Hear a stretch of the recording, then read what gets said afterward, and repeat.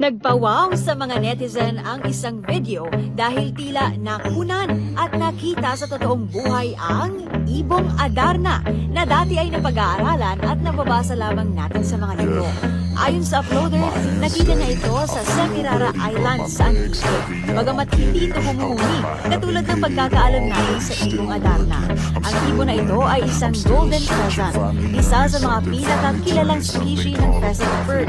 Hindi ito isang native Filipino bird, kaya bihira lamang na mamataan dito sa ating bansa dahil karaniwang nakikita ito sa mga native forest ng Central at Western China.